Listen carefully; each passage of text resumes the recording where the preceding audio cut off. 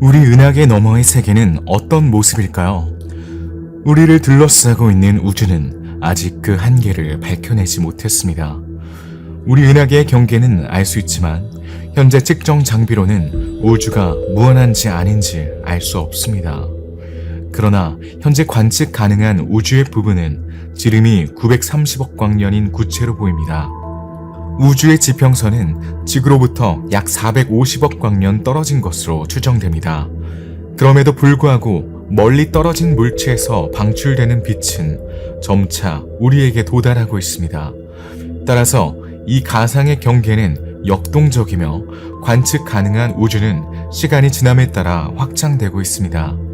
오랫동안 우리 은하가 우주의 중심이라고 생각해온 과학자들은 이제 그렇지 않다는 것을 알고 있습니다.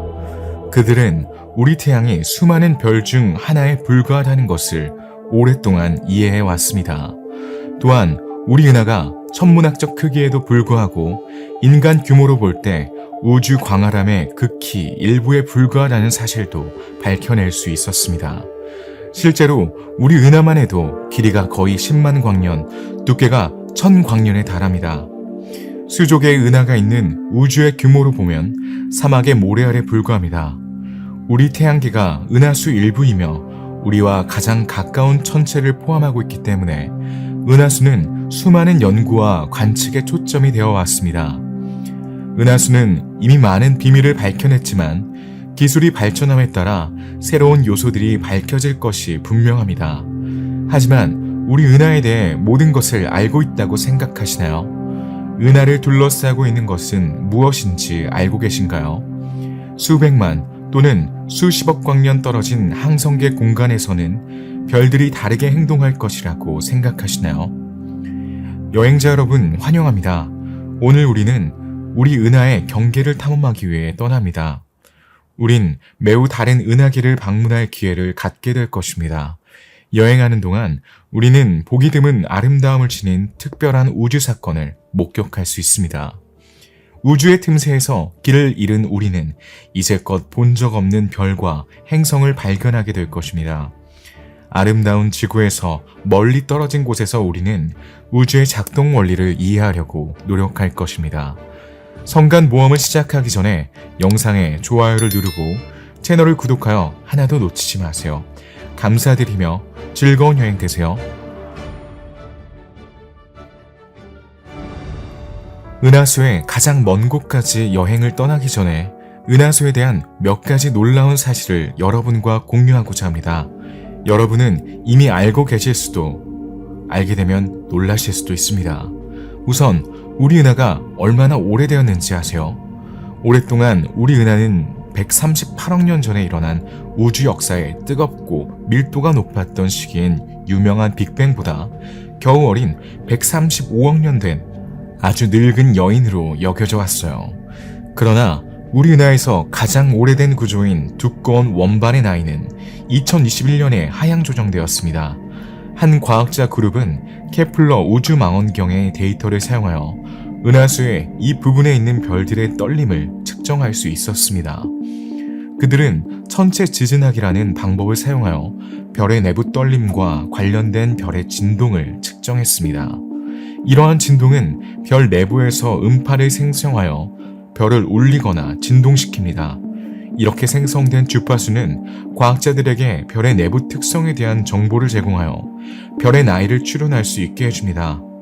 최근 추정치에 따르면 은하수의 두꺼운 원반은 더 이상 135억 년이 아니라 130억 년이 되었다고 합니다. 즉, 빅뱅 이후 8억 년 후에 나타났을 것입니다. 아주 오래전에 태어났지만 우리 은하는 영원하지 않습니다. 40억 년 이내에 가장 가까운 이웃인 은하인 안드로메다 은하와 충돌할 운명입니다. 실제로 이 두 은하계 괴물은 시속 40만 킬로가 넘는 놀라운 속도로 서로에게 접근하고 있습니다. 겉보기와는 달리 이 두 나선 은하의 만남은 부드러운 만남이 될 것입니다. 몇 개의 별은 아마도 파괴되겠지만 전반적으로 두 은하는 단순히 하나로 합쳐져 하나가 될 것입니다. 이 새로운 거대한 은하가 우리에게 제공할 수 있는 웅장한 별이 빛나는 그런 하늘을 상상해 보세요. 한편 우리 은하수는 과학계를 계속 놀라게 하고 있습니다. 2010년 천문학자들은 우리 은하가 중심 양쪽에서 거대한 가스 거품을 방출한다는 사실을 발견했습니다. 이 매우 뜨거운 가스 버블은 페르미 버블로 알려져 있습니다. 페르미 기포는 은하 원반의 수직인 팔자 모양의 구조를 방출합니다. 현재로서는 그것이 무엇인지 정확히 알 수 없습니다. 어떤 사람들은 그것들이 완벽하게 대칭이기 때문에 은하 중심과 직접 연결되어 있다고 주장합니다. 이것이 우리 은하의 거대 블랙홀인 궁수자리 A 영역의 별의 죽음과 관련된 현상일까요? 이처럼 우리 은하는 헤아릴 수 없이 많은 별들 속에서 우주에서 진화합니다.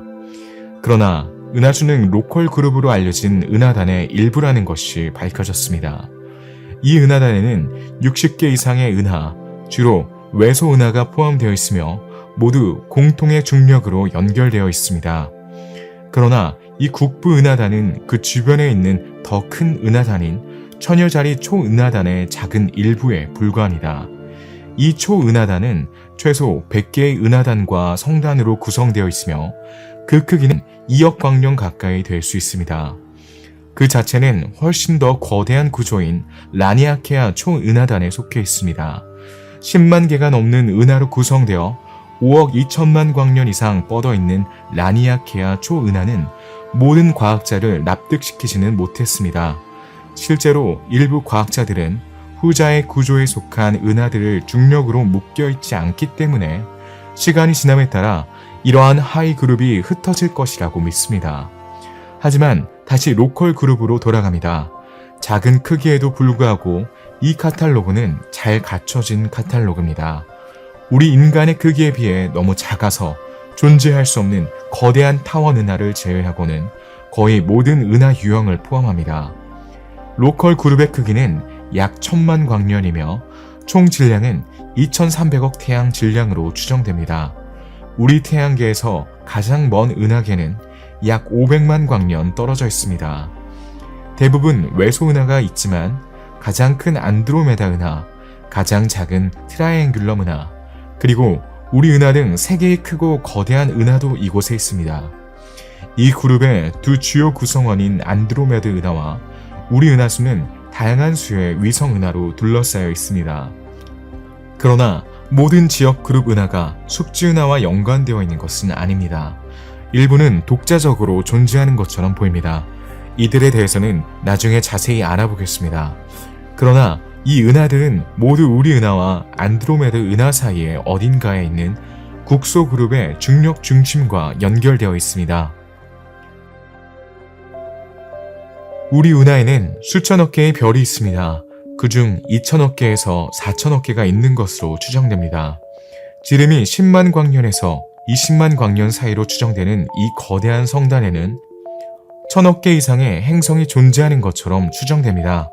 대부분의 별이 성단의 중앙에 있지만 12만 광년 이상 떨어진 곳에는 점점 더 적은 수의 별이 있습니다. 그렇다면 은하수는 어디에서 끝날까요? 그 주변에는 무엇이 있을까요? 은하간 공간에 떠다니는 성간 가스의 혼합물에 지나지 않을까요? 아니면 아직 발견되지 않은 다른 천체가 있을까요? 아시다시피 우리 은하에는 위성 은하가 동반되어 있습니다. 세기 초에는 은하수의 동반 은하가 12개에 불과하다고 생각되었지만 그 이후로 약 50개의 은하가 더 확인되었습니다. 그러나 전문가들은 은하수 궤도에서 약 150개의 은하가 아직 발견되지 않았다는데 동의합니다.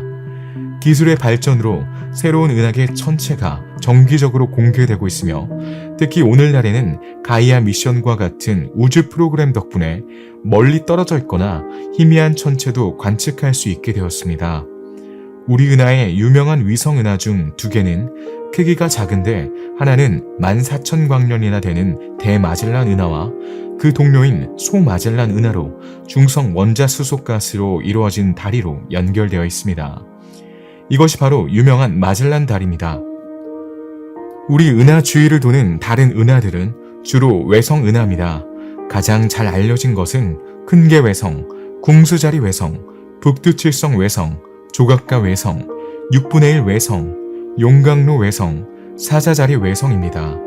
카리나 외성, 용외성, 사자자리 외성2와 같은 작은 은하들은 500광년을 넘지 않습니다. 이 은하들 중 일부는 검은 후광에 가려져 있기 때문에 오랫동안 그림자 속에 남아 있었습니다. 은하수는 양쪽을 둘러싸고 있는 거품 같은 후광으로 둘러싸여 있습니다.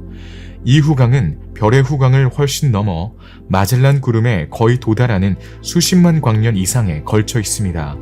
사실 10만 광년으로 추정되는 우리 은하의 지름을 언급할 때 은하 원반에 대해 이야기하는 것입니다. 이는 가스, 먼지, 각 행성을 가진 별이 대량으로 집중되어 있는 가장 밀도가 높은 부분입니다. 반면에 밀도가 훨씬 낮고 인구가 적은 주변부를 고려하면 은하 공원의 경계는 52만 광년까지 확장됩니다. 하지만 이 어둡게 보이는 후광 안에는 무엇이 있을까요? 실제로는 100만 도에서 250만 도로 추정되는 대량의 뜨거운 가스로 구성되어 있습니다. 그 자체의 무게는 우리 은하와 거의 비슷합니다. 이 암흑물질 무리는 우리 은하의 주변 환경에서 중요한 역할을 하는 것으로 보입니다. 암흑물질은 위성 은하가 우주로 표류하는 것을 방지하여 숙주 은하 주위를 궤도에 유지합니다. 하지만 주변부의 성단만 억제하는 것이 아니라면 어떨까요? 여러 천문학자들이 제안한 것처럼 우리 은하의 별 중 일부가 이웃 은하에서 훔쳐온 것일 수도 있을까요? 은하수의 가장 바깥쪽 가장자리를 공존하는 별이 거의 절반이 궁수자리 외소 은하에서 온 것일 수 있습니다. 실제로 궁수자리 외소 은하는 큰개자리 외소 은하에 추월당하기 전까지 오랫동안 우리 은하에서 가장 가까운 은하로 여겨져 왔으며 우리 은하 주위를 여러 차례 공존했습니다. 통과할 때마다 우리 은하의 강한 중력에 노출되어 많은 별을 빼앗겼을 것입니다. 천문학자들은 시뮬레이션을 통해 궁수자리 외소 은하가 시간이 지남에 따라 별이 거의 3분의 1과 암흑물질의 10분의 9를 우리 은하로 잃었을 것이라는 결론을 내릴 수 있었습니다. 그러나 파쇄 작업은 아직 끝나지 않았습니다. 이 외소 은하의 별 5개가 우리 은하에서 가장 먼 별 5개와 일치하여 우리 은하 내에 정착하게 될 수도 있습니다.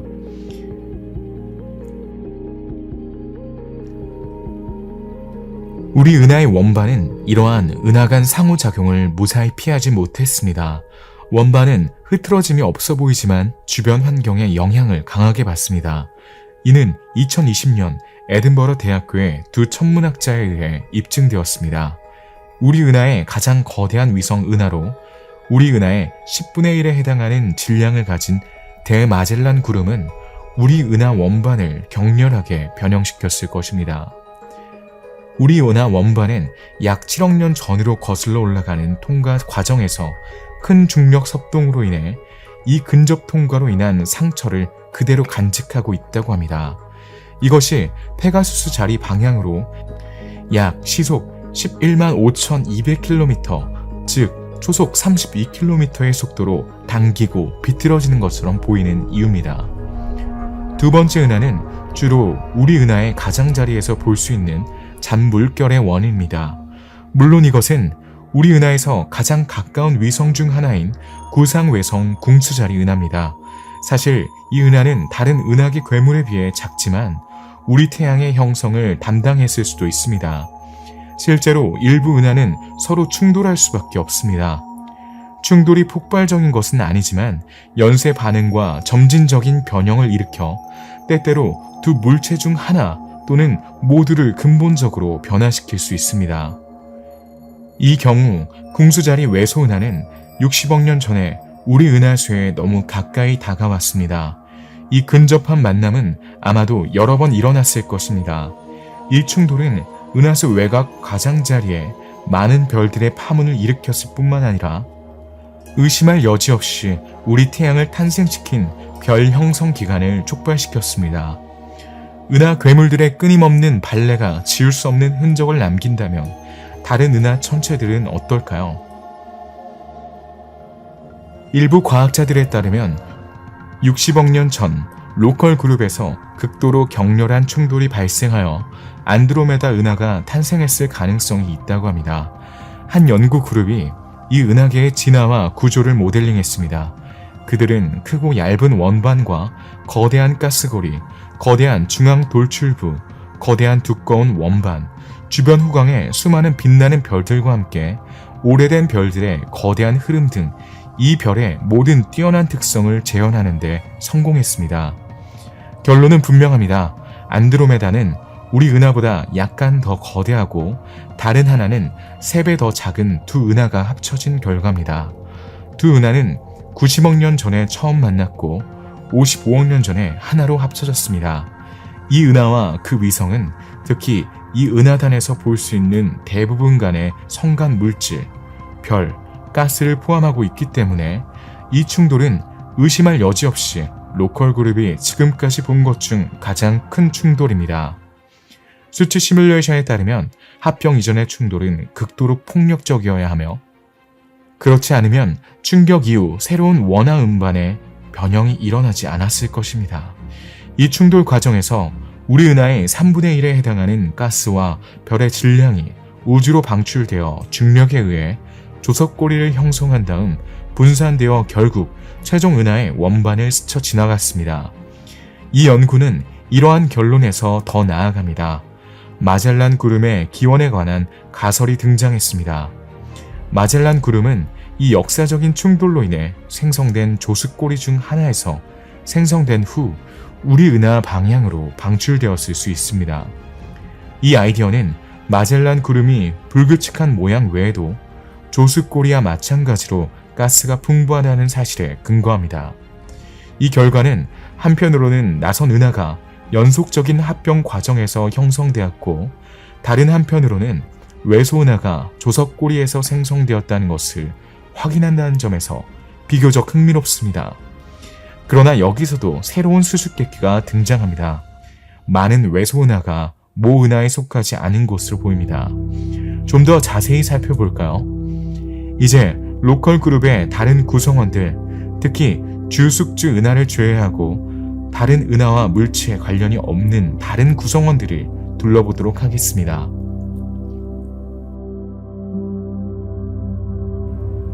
궁수자리 별자리에 있는 불규칙한 은하인 궁수자리 외소 은하를 살펴봅시다.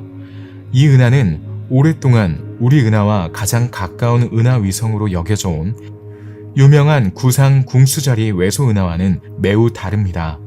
불규칙한 외소 궁수자리 은하는 우리 태양에서 약 420만 광년 떨어져 있습니다. 이 은하계의 발견은 1977년으로 거슬러 올라갑니다. 칠레 북부의 라실라에 있는 유럽 남부 천문대에서 아틀라스 제작을 위해 촬영한 사진판에서 이 은하가 빛을 발했습니다. 이 이미지는 직경이 각각 1.62m와 1m인 두 개의 거울을 가진 슈미트 망원경 덕분에 가능했습니다. 로컬 그룹의 무중력 표면에서 약간 벗어난 우주에서 이 은하의 위치는 후자 쌍성의 중심과 매우 먼 거리에 있기 때문에 현재까지 가장 기이한 은하로 보입니다. 예를 들어 외소 물병자리 은하보다 훨씬 더 밝으며 별 형성의 역사가 오래되었습니다. 사실 이 은하에는 중간 나이 별이 많이 포함되어 있습니다.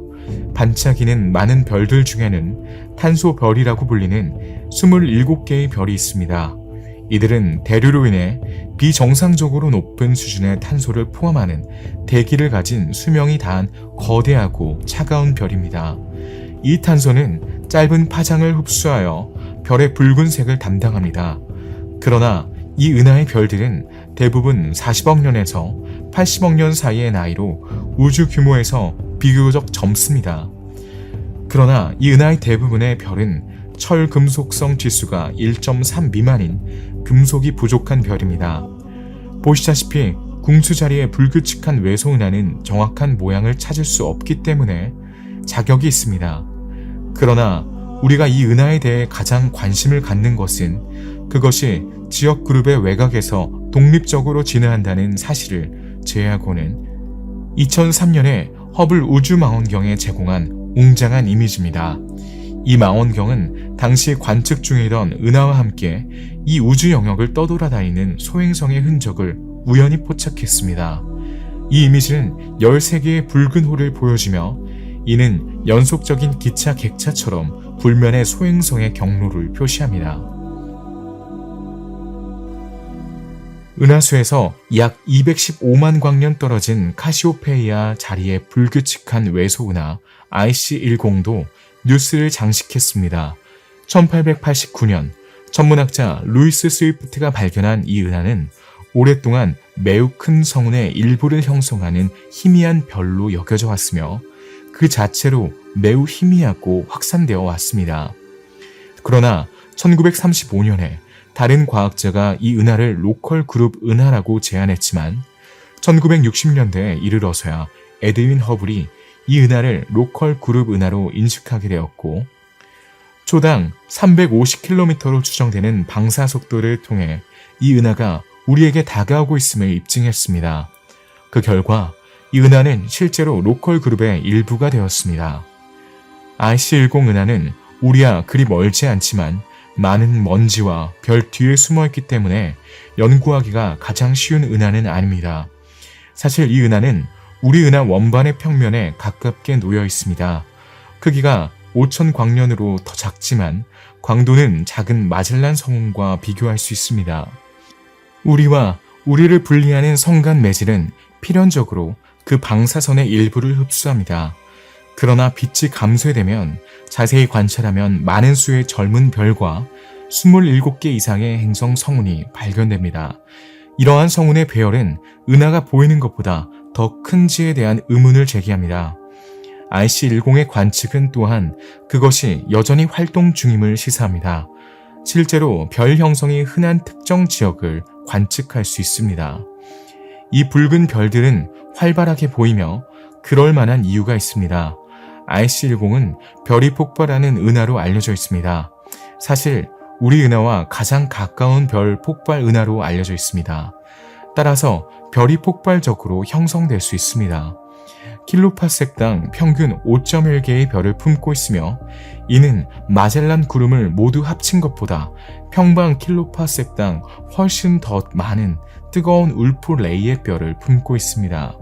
금속 함량이 작은 마젤란 자리 구름보다 약간 높다는 것은 별 형성 활동이 훨씬 더 오래 지속되었음을 보여줍니다. 그 결과 젊은 별과 늙은 별 모두 많은 세대의 별이 있습니다. 이 은하를 둘러싸고 있는 성간가스의 거대한 외피는 이 활동을 수십억 년 더 지속하기에 충분한 에너지를 제공합니다. 가시광선에서 우리 은하보다 10배나 더 큰 IC10을 둘러싸고 있는 거대한 수소 거품에는 특이한 점이 있습니다. 그 자전운동은 은하 자체의 자전운동을 따르지 않습니다. 분명히 연결되어 있지만 두 요소는 거꾸로 회전하면서 독립적으로 진화하는 것처럼 보입니다. 이는 삼각은하와 비슷한 안드로메다 은하와의 거리 때문일까요? 아니면 은하 팽창의 구성 때문일까요?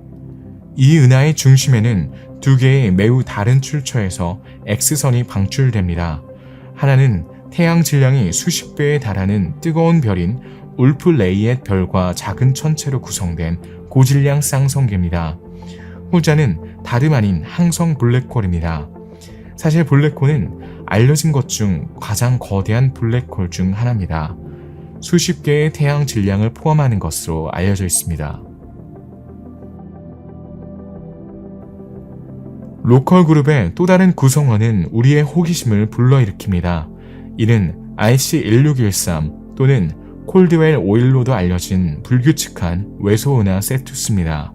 우리 은하수에서 240만 광년 떨어진 고래자리, 일명 세투스 별자리에 위치한 이 은하에는 우주 거리를 정의하는 데 도움이 되는 세페이드 변광성 표본을 포함하여 약 1억 개의 별이 포함되어 있습니다. 이 별들의 대부분은 약 70억 년 전에 형성되었습니다. 그러나 오늘날 이 은하는 정지해 있는 것처럼 보입니다. 여전히 매우 활동적인 로컬 그룹의 다른 불규칙한 외소은하와 달리 콜드웰 오일은 더 이상 별을 하나도 생성하지 않는 것처럼 보입니다. 독일의 천체 사진가 막스 볼프가 발견한 것은 1906년으로 거슬러 올라갑니다. 비교적 가까운 거리에 있음에도 불구하고 중형 망원경으로 관측해도 겉보기 등급이 9.9에 불과하여 매우 희미하고 확산된 점으로만 보이는 은하계 천체입니다. 그러나 우주 먼지에 의해 관측이 방해받지 않습니다. 그 결과 가변성을 가진 별들을 자세히 연구하고 정확한 거리를 측정할 수 있습니다. 언뜻 보기에 콜드웰 5일은 별이 없는 단순한 불규칙한 모양의 은하처럼 보입니다. 그러나 시속 234km의 속도로 우리에게 접근하고 있는 이 은하는 평범하지 않습니다. 사실 이 은하는 진짜 집 요정처럼 행동했습니다. 많은 은하와 달리 먼지가 거의 없습니다. 게다가 시야에 방해가 전혀 없습니다. 따라서 천문학자들은 이 은하를 여과 없이 볼 수 있었습니다. 그들은 주기적으로 크기와 밝기가 증가하는 붉은 거인 별인 세페이드 별과 검은 고자리 알랄형 병광성의 가변성을 관측할 수 있었습니다.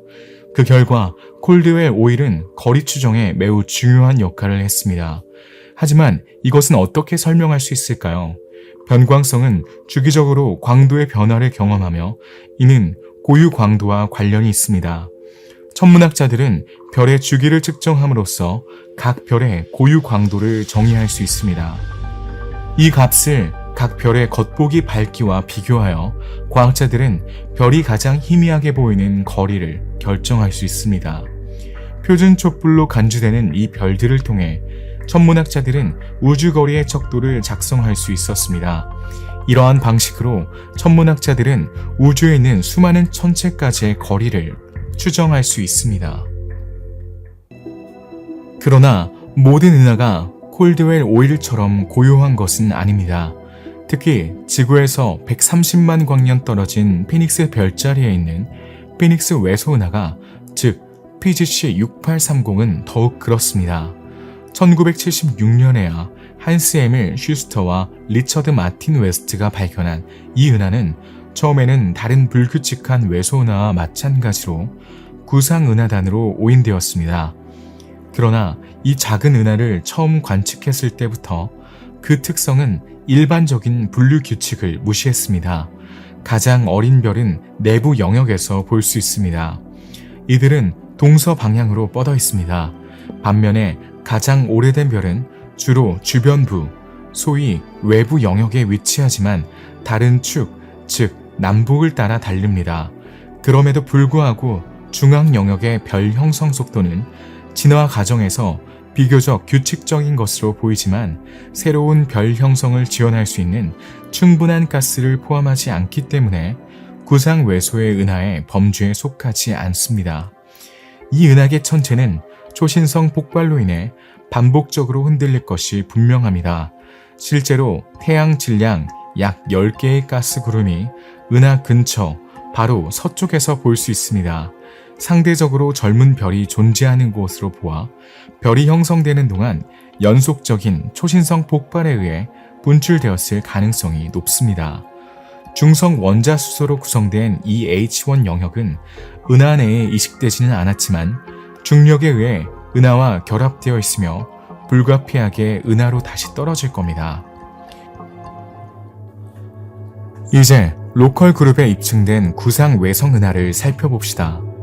우리 은하에서 280만 광년 떨어져 있지만 고립된 구성원일 뿐만 아니라 우리 은하와 관련하여 대부분의 다른 은하와 거의 반대편에 있는 툭한 외성 은하를 살펴봅시다.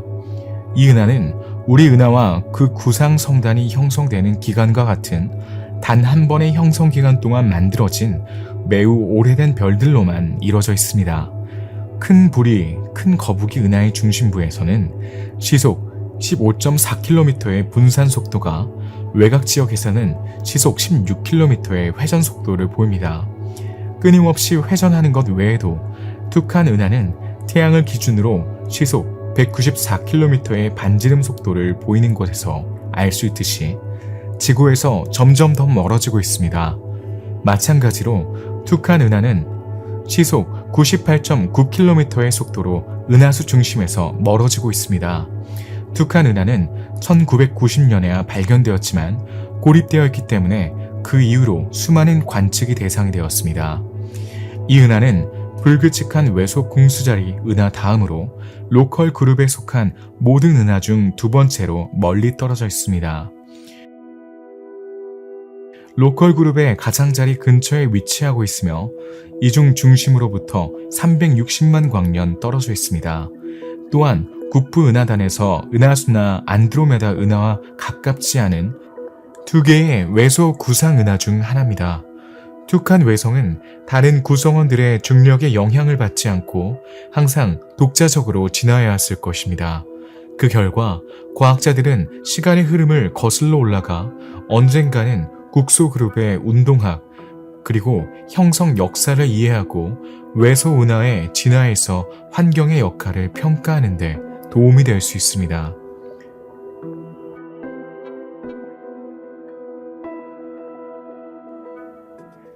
고립 은하의 범주에 속하는 불규칙한 울프, 룬드마크, 멜롯 외성 은하도 초기 우주의 화학 성분에 매우 가까운 화학 성분을 보존하고 있는 것으로 알려져 있어 연구되고 있습니다.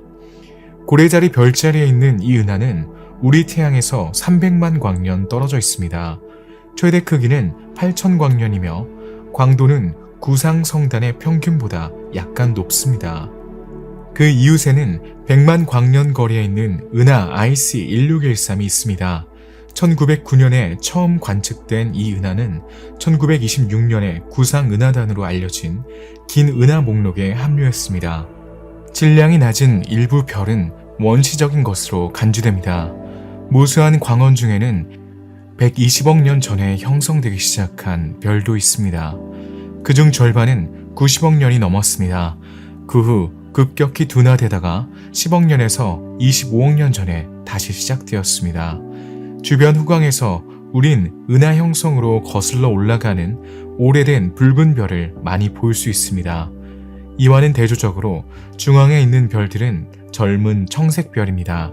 길쭉한 형태, 국부 은하의 가장자리에 상대적으로 고립된 위치, 별들의 특징과 크기로 밀어볼 때 WLM은 국부 은하의 다른 은하나 다른 우주 물체와 상호작용하는 적이 없는 것으로 추정됩니다. 반면에 특정 초거대 별의 대기 중 산소 농도에서는 차이가 발견되었습니다. 이것은 주변 성간 매질에서 발견되는 산소 수준보다 최대 5배 더 높습니다. 이러한 산소와 철 농도의 차이는 바나드 은하와 작은 마젤란 성운에서 이미 연구된 유사한 변칙을 연상시킵니다. 모든 것은 이 은하들이 서로 독립적이지만 동일한 항성 진화를 거쳤음을 시사합니다. 물론 모든 로컬 그룹 은하가 동일한 과정을 거친 것은 아닙니다.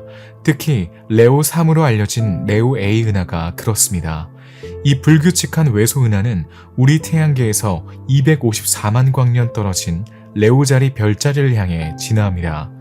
약 1만 광년에 걸쳐 있으며 질량은 약 8천만 태양 질량으로 그중 80%가 암흑 물질입니다. 과학자들에게 이 은하는 다소 특이한 은하입니다.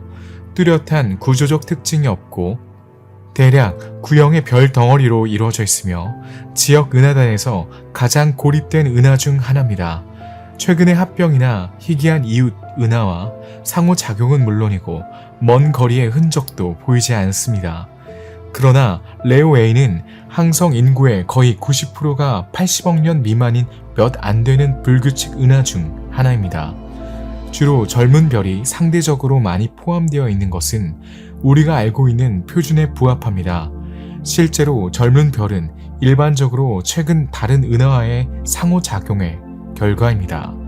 또한 이 은하에는 100억 년 된 항성 개체군도 포함되어 있다는 것을 나타내는 RR 라이어 레형 변광성이 있습니다. 그 결과 이 은하의 진화 역사는 매우 특이합니다. 이 은하의 별 형성 기간은 다른 은하와 비교할 때 일반적인 시간 척도를 따르지 않았습니다. 다시 한번 이 진부해 보이는 은하는 다소 흥미로운 천체의 범주에 속하지만 새로운 질문을 제기합니다. 보시다시피 우주에는 은하가 부족하지 않습니다. 우리는 로컬 그룹에서 수십 개를 더 방문할 수 있으며 그 밖에 우주에는 수천 개가 더 있습니다. 다른 우주 물체나 비정형적인 사건에 관심을 돌려보는 건 어떨까요? 도라도 자리와 큰 마젤란 자리의 별자리인 테이블 자리에 위치한 로컬 그룹의 외소 은하를 소개합니다. 이 은하는 운 좋게도 허블 망원경에 의해 포착된 즉흥적인 현상으로 인해 최근 주목을 받고 있습니다. 이는 초신성 잔광인 LMC N49입니다. 16만 광년 떨어진 곳에 위치한 이 별은 약 5천년 전 별이 폭발한 후 남은 잔해입니다. 거미줄처럼 빛나는 필라멘트가 직경 75광년에 걸쳐 뻗어 있습니다. 수명이 다할 무렵 이 별은 말 그대로 폭발하기 전에 가스를 먼저 분출했습니다. 그 결과 충격파가 초속 100에서 300km의 속도로 주변 가스를 찢어버렸습니다. 이 충격파의 통과는 가스 필라멘트를 100만 도까지 가열하여 빛을 발했습니다. 다른 잔광은 이미 관측된 바 있지만 LMC N49는 매우 특별합니다. 민 달팽이가 필라멘트 구조로 채워진 물방울 형태를 띠며 이런 식으로 행동하는 것은 이번이 처음입니다. 일반적으로 슬래시는 크고 균일한 거품 모양을 하고 있습니다. 하지만 과학자들을 매료시키는 또 다른 특징이 있습니다. 이 발광가스 성단의 한가운데서 중성자 별이 발견되었습니다. 초신성에서 거대한 별의 중력 붕괴 후에 나타나는 이러한 유형의 별은 놀랍지 않습니다. 그러나 이 별은 직경이 몇 킬로미터에 불과하지만 질량이 우리 태양과 비슷할 정도로 밀도가 높습니다. 또한 별의 격렬한 활동과 빠른 회전 속도로 인해 펄서 범주에 속합니다. 별이 연료가 고갈되어 소멸할 때 발생하는 이러한 유형의 대격변적 열핵 폭발은 장엄한 만큼이나 수명이 짧습니다. 하지만 적시에 적절한 장소를 찾아야 합니다. 이러한 현상을 관측하긴 매우 어렵지만 과열된 먼지와 가스로 이뤄진 구름인 잔광은 수천 년 동안 지속됩니다. 초신성 자체보다 훨씬 덜 밝고 화려하지만 그 경이로움은 결코 작지 않습니다. 무엇보다도 천문학자들은 초신성을 통해 필수적인 데이터를 수집할 수 있었습니다. 천문학자들은 별의 수명 주기를 연구할 수 있습니다. 구름과 성간 매체 사이의 상호작용에 대한 정보로 가득 찬 이러한 잔광은 천문학자들에게 우주의 전반적인 역학에 대해 조금 더 이해할 수 있는 기회를 제공합니다. 하지만 로컬 그룹의 이 영역에 머물러 봅시다. 놀라운 마젤란 구름은 또한 특별하고 때론 당황스러운 현상과 관련이 있습니다. 바로 고속구름, 특히 마젤란 해류입니다. 사실 초신성만이 다양한 원소의 움직임에 고속을 유도하는 유일한 우주 사건은 아닙니다. 고속구름은 특정 은하의 은하 후광에서도 찾을 수 있습니다. 고속구름은 대량의 성간가스로 구성되어 있습니다. 일부는 특히 거대하여 때로는 태양 질량의 수백만 배에 이르며 먼 거리에 퍼져 있습니다. 이 구름의 특별한 점은 은하 원반의 회전 속도와는 훨씬 다른 최대 초속 수백 킬로미터의 속도로 움직인다는 것입니다. 이 구름의 기원에 대해서는 많은 연구가 진행 중이지만 몇 가지 이론으로 설명할 수 있습니다. 실제로 일부 고속구름은 모 은하에서 발견되는 것보다 훨씬 낮은 금속성을 가지고 있으며 이는 원래 너무 가까웠던 다른 은하의 물체의 일부였음을 시사합니다. 반면에 다른 고속구름은 무거운 원소, 특히 상당한 양의 철을 포함하고 있으며 이는 아마도 폭발적인 초신성 동안 은하 외부로 분출되었을 가능성이 있음을 시사합니다.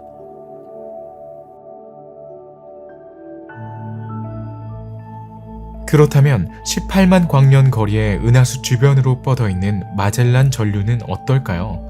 1965년에 발견된 이 전류는 비정상적으로 빠른 속도로 천문학자들의 호기심을 자극했습니다.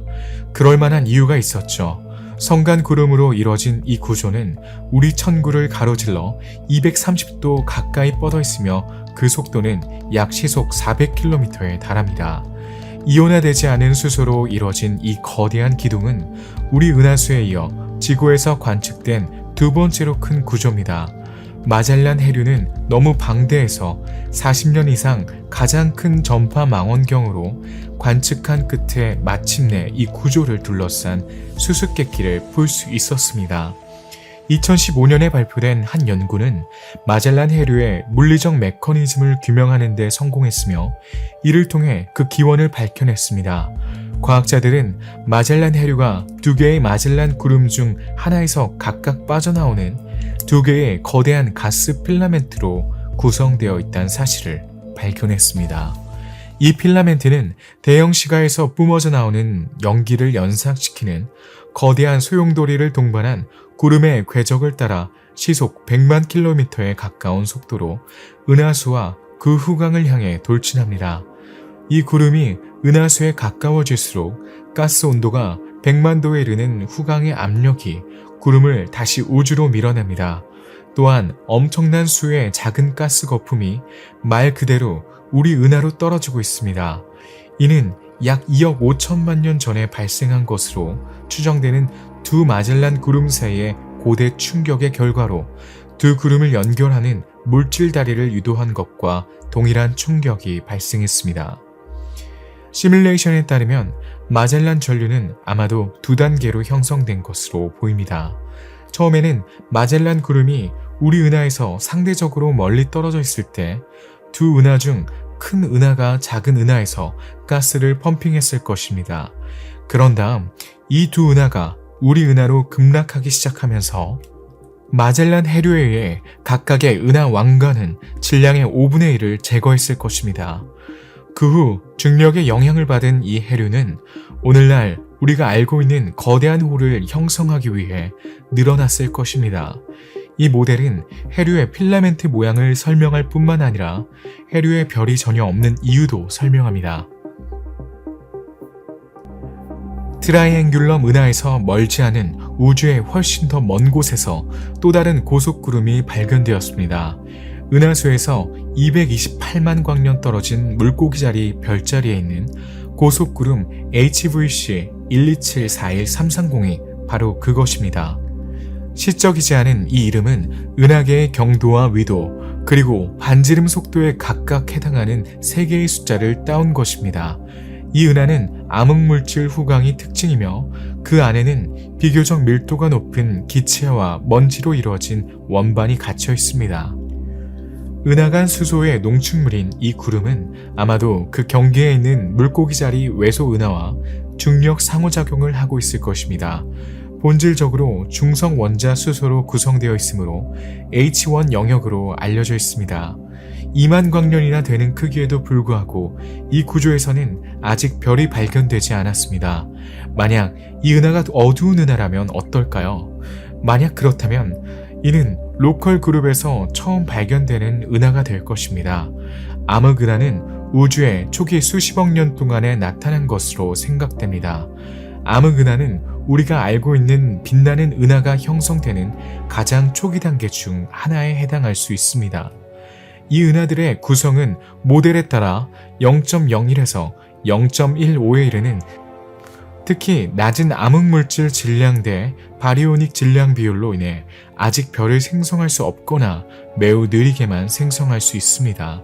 그 결과 그들은 완전히 모호하기 때문에 감지하기가 매우 어렵습니다. 일부 전문가들에 따르면 성간 물질이 모두 별이 되어 질량 대 광도 비율이 무한대를 향하는 낮은 표면 밝기의 은하가 되려면 1000억 년 이상이 걸릴 것이라고 합니다. 일부 과학자들은 초기 우주는 이런 종류의 암흑 은하가 주로 차지하고 있었을 것이란 추정을 합니다. 이러한 암흑 천체에 대한 연구는 오늘날 은하의 형성 과정을 이해하는 데 도움이 될 것입니다. 하지만 어떻게 발견할 수 있을까요? 2012년 유럽 남방천문대의 연구팀이 방법을 찾았다고 발표했습니다. 그들은 어두운 은하가 존재한다고 가정한 곳에 매우 밝은 빛을 비춰야 합니다. 그런 다음 근처 퀘이사의 자외선에 비쳤을 때 어두운 은하에 속하는 가스의 형광 봉투를 찾게 됩니다. 그 결과 퀘이사의 빛이 어두운 은하에 투사되어 나이트클럽에서 자외선 램프의 광선에 의해 흰 옷이 비춰지는 것처럼 빛을 발하게 됩니다. 보시다시피 천문학자들은 빛나거나 거대한 물체만 관측하는 것이 아니라 모든 우주 입자가 우주에 대한 이해에 중요한 역할을 합니다. 이제 다시 밝기로 돌아가 봅시다. 우리 은하에서 약 100광년 떨어진 나침반 자리의 전형적인 타원형 은하인 NGC 2663을 살펴봅시다. 이 은하 자체는 1886년부터 알려졌지만 천문학자 그룹이 이 물체의 정확한 성질을 밝히기 위해 다중파장 연구를 수행하기 전까지 많은 특성이 미스터리로 남아 있었습니다. 전 세계 여러 관측센터에서 수집한 전파 관측 데이터와 X선 데이터 등 여러 파장의 데이터를 결합하여 2022년에 이 은하가 타원형 은하라는 사실을 밝혀낼 수 있었습니다. 이 다른 로컬 그룹 은하는 별 질량이 약 5,800억 태양 질량에 달할 정도로 크고 거대할 뿐만 아니라 과학자들도 놀라움을 넘어 경악을 금치 못했습니다. 실제로 전파를 통해 이 은하가 정반대의 궤적을 따르는 두 개의 엄청나게 긴 전파 제트를 방출한다는 사실이 밝혀졌습니다. 그러나 가장 놀라운 것은 빛에 가까운 속도로 거의 1150광년에 걸쳐 확장된다는 것입니다. 이 제트 기류는 은하 팽창에 위치한 초질량 블랙홀에서 엄청난 에너지로 방출되며 은하 자체보다 50배 더 큽니다. 비교를 위해 태양계에서 육안으로 볼 수 있다면 이 물질 분출은 우리 천체 금고에서 달보다 더 크게 보일 것입니다. 이러한 특성으로 오랫동안 흔한 것으로 여겨졌던 이 은하는 우리 근방 우주에서 투영 각도 크기로 가장 큰 전파 은하 중 하나입니다. 여정을 계속하기 위해 이제 NGC 1275로도 알려진 거대한 은하 페르세우스 A를 발견하도록 여러분을 초대합니다. 이 은하는 페르세우스 은하단의 주요 구성원입니다. 이 은하는 같은 이름의 별자리에 있으며 태양에서 2억 4,600만 광년 떨어진 것으로 추정됩니다. 이 천체는 발광 전구를 둘러싼 연약하고 붉은 레이스 같은 구조와 자성을 띠는 괴물처럼 보이는 활동성 때문에 천문학자들의 관심을 한몸에 받는 천체 중 하나입니다. 사실 이 은하는 세이퍼트 2형 은하입니다. 우린 이 렌티큘러 은하의 원반과 초질량 블랙홀이 활동하는 매우 밝고 컴팩트한 중심부에 감탄할 수 있습니다. 그 질량은 약 3억 4천만 태양 질량입니다. 이러한 유형의 중심부는 우주에서 가장 큰 전자기 복사 소스 중 하나입니다. 이 은하에는 약 130억 개의 태양 질량의 분자수소가 포함되어 있습니다. 이는 아마도 페르세우스 성단의 은하간 환경에서 비롯된 것으로 추정됩니다. 이 차가운 분자수소는 페르세우스 A 은하의 활동 중심부에 연료를 공급하여 광란의 속도로 별을 생성하고 있습니다. 23만 광년 가까이 되는 이 은하 괴물은 면밀히 관찰한 결과 실제로는 두 개의 은하로 구성되어 있다는 사실이 밝혀졌습니다.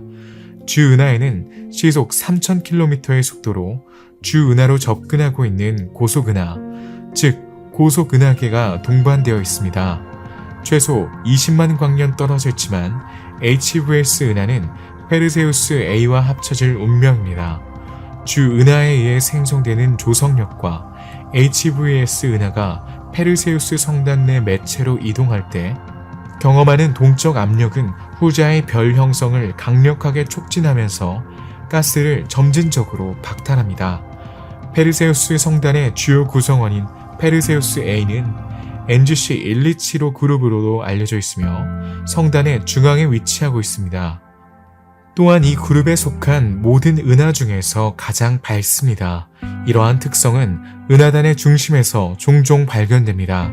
한 천문학자 팀은 적어도 지난 10억 년 동안 주변 가스가 냉각되어 태양 질량 5천에서 300만 개에 해당하는 수천 개의 작고 거대한 성단이 형성되었다고 제안합니다.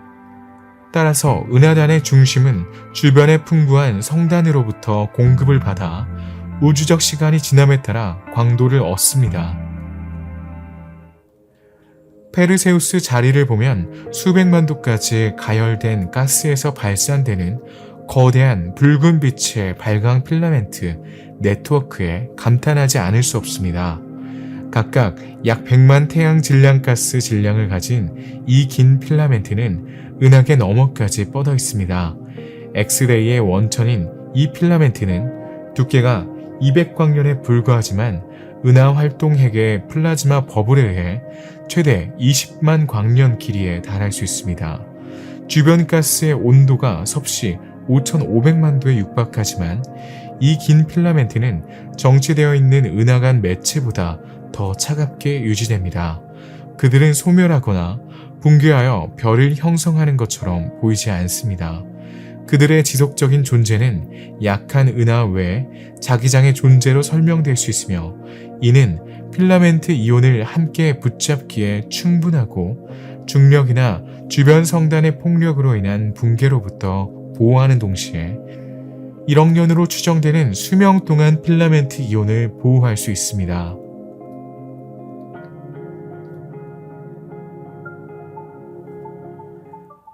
우주에서는 예외적이고 설명할 수 없는 현상이 자주 발생합니다. 대부분은 눈에 띄지 않지만 2019년에는 한 가지 현상이 화제가 되었습니다. 태양계에서 약 8억 광년 떨어진 곳에서 미지의 물체가 항성 블랙홀에 의해 소멸된 것입니다. 지금까지는 평범하지 않은 일이라고 생각할 수 있습니다. 그러나 이 우주합병은 시공간을 구부릴 수 있는 충분한 에너지를 생성하여 중력파가 빠른 속도로 우주를 통과하여 지구의 우주 가장자리에서 튕겨져 나갔습니다. 2019년 8월 14일에 세대의 고감도 검출기가 이 교란을 측정하여 이 현상에서 GW1908-14라는 이름을 붙였습니다. 수백만 년, 심지어 수십억 년 동안 두 물체가 서로를 돌면서 점점 더 좁은 나선형을 형성하여 필연적으로 충돌하게 된 것으로 밝혀졌습니다. 이 물체 중 하나는 태양 질량 23개에 해당하는 질량을 가진 블랙홀입니다.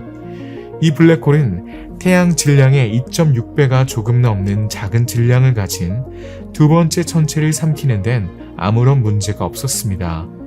아니면 또 다른 블랙홀이었을까요? 어느 쪽이든 그 질량은 놀랍고 과학자들은 여전히 수수께끼에 빠져 있습니다. 우리가 아는 한 중성자별은 태양 질량 2.1 이상은 존재할 수 없으며 대부분 태양 질량 1.4 정도입니다. 따라서 이 별은 매우 무거웠을 것입니다. 또한 현재의 관측으로는 그러한 별이 존재한다면 질량이 크게 증가한 후 어떤 현상이 스스로 붕괴하는 것을 막을 수 있는지 결정하긴 어렵습니다. 잠재적인 두 번째 블랙홀의 경우 현재까지 발견된 가장 희미한 블랙홀은 질량이 약 5태양 질량입니다.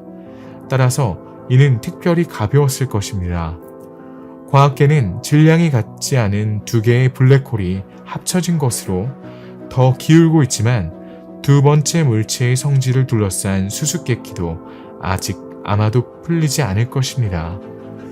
그러나 이 우주 사건은 마지막 단어를 말하지 않습니다. 실제로 관련된 두 물체 사이의 질량 차이는 매우 흥미롭습니다. 지금까지 관측된 충돌은 항상 거의 비슷한 질량의 쌍을 포함했습니다. 전례가 없는 것입니다. 이는 이전에는 수행된 적이 없는 중력 실험의 길을 열었을 뿐만 아니라 이 한계가 어떻게 형성되는지에 대한 새로운 의문을 제기합니다.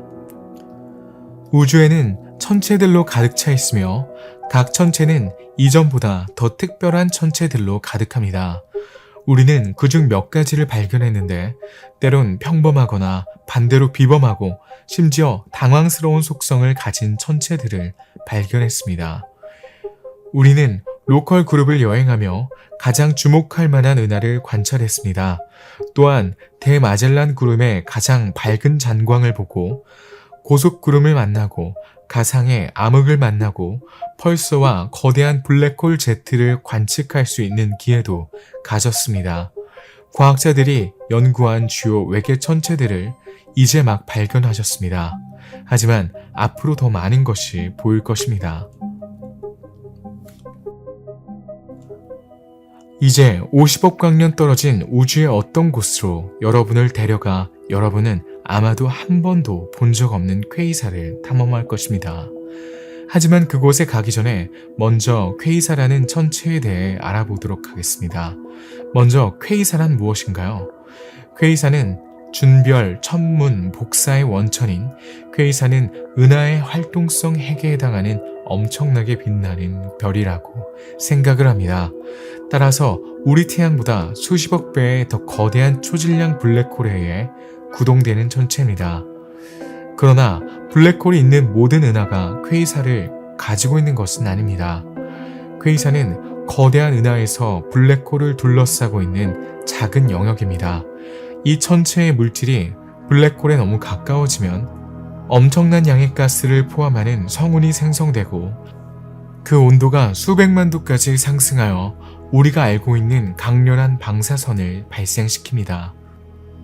과학자들은 퀘이사가 100억 년에서 90억 년 전에는 훨씬 더 많았을 것이란 추정을 합니다. 그들은 또한 이러한 천체의 변동성이 서로 매우 다르다는 것을 발견했습니다. 수명이 다하면서 생성하는 활동도 며칠 또는 몇 시간이라는 매우 짧은 기간 동안 크게 달라집니다. 결국 퀘이사의 유일한 공통점은 작은 크기에도 불구하고 강력한 방출력을 가지고 있다는 겁니다. 퀘이사는 활동성 은하액, 즉 활동성 은하액에서 가장 활동적인 것으로 간주됩니다. 블랙홀이 퀘이사로 간주되려면 하루에 적어도 하나의 태양형 별을 섭취해야 합니다. 이러한 넘치는 활동은 블랙홀 주변에 물질이 집중되어 있기 때문에 블랙홀이 풍부한 먹이를 장시간에 걸쳐 지속적으로 섭취할 수 있기 때문인 것으로 보입니다. 블랙홀의 중력에 강력하게 영향을 받은 가스는 빛의 속도에 가까운 가속을 겪으며 거대한 방사선을 동반한 강렬한 자기장을 생성합니다. 이 현상은 부가적인 현상입니다. 블랙홀이 더 많은 물질을 흡수할수록 블랙홀의 중력이 커져 더욱 많은 질량을 끌어당기게 되고 부착 원반은 점점 더 빠르게 회전합니다. 별들이 합쳐지고 별들이 흡수되기 직전에 찢어지면서 공급되는 부착 원반의 물질은 이 가속화된 회전으로 인해 강하게 가열됩니다. 이는 우리가 관측한 방사선의 주요 원천입니다. 우주의 팽창은 아마도 오늘날 퀘이사의 수가 적은 이유를 설명할 수 있을 것입니다. 별이 덜 조밀하게 분포되어 있다는 것은 충돌이 적다는 것을 의미하며 음식이 부족하다는 것을 의미합니다. 많은 은하가 과거에 퀘이사였던 것으로 추정되며 가장 거대한 은하는 1000만 년에서 최대 1억 년 동안 이 단계에 있었을 가능성이 높습니다. 두 우주 물체의 대격변적인 합병이 아니라 은하의 탄생을 목격하더라도 여러분을 초대한다면 어떨까요? 과학계는 블랙홀과 은하 중 어느 것이 먼저였는지 항상 궁금했지만 우린 네이키드 퀘이사 HE 04502958을 관찰함으로써 그 해답을 찾았을지도 모릅니다. 벨기에 리에주 대학 연구팀이 2005년에 발견한 이 매우 특이한 퀘이사는 지구에서 30억 광년 이상 떨어진 곳에 위치해 있어 과학자들의 관심을 끌었습니다. 준항성 천체로 불리는 이 퀘이사를 관측한 결과 주변 은하를 가릴 정도로 밝은 중앙 영역이 발견되었습니다. 천체 물리학자들은 이 강렬한 빛을 내는 천체의 은하가 대량의 먼지에 의해 가려져 있을 수도 있다 가정하고 유럽 우주천문대에 설치된 VISIR 중적외선 분광기와 이미저를 사용하여 스캔했습니다. 또한 이 데이터를 허블 우주망원경의 새로운 근적외선 이미지와 결합했습니다. 그러나 예상과는 달리 먼지 구름은 발견되지 않았고 이 발광 천체에 대한 광범위한 연구에도 불구하고 숙주 은하도 발견되지 않았습니다. 주변 지역에 별이 전혀 없기 때문에 이 천체는 벌거벗은 퀘이사라는 별명을 얻었습니다. 그러나 과학자들이 발견한 것은 퀘이사와 비교적 가까운 22,000광년 거리에 있는 은하가 엄청난 속도로 별을 만들어내는 진정한 보유건이라는 사실이었습니다. 아주 어린 별이 매우 풍부한 이 동반 은하는 퀘이사의 강력한 제트기 중 하나의 뷰파인더에 바로 위치해 있습니다. 이 은하는 1년에 거의 350개의 태양을 생성하는데 이는 우리 은하계의 일반적인 은하보다 100배나 빠른 속도입니다. 하지만 과학자들이 관측한 결과도 놀랍습니다. 과학자들은 퀘이사와 이웃 은하를 연결하는 물질의 다리를 발견했습니다.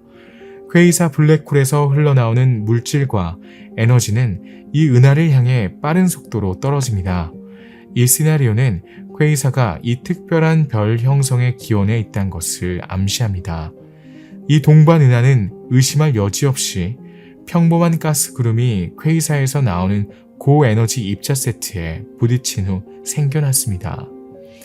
하지만 이 모든 에너지는 어디서 오는 걸까요?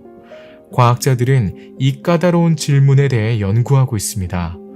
퀘이사의 힘을 설명하기 위해 그들은 다음과 같은 아이디어를 제시했습니다. 블랙홀은 풍부한 은하간 가스 필라멘트에 의해 공급됩니다.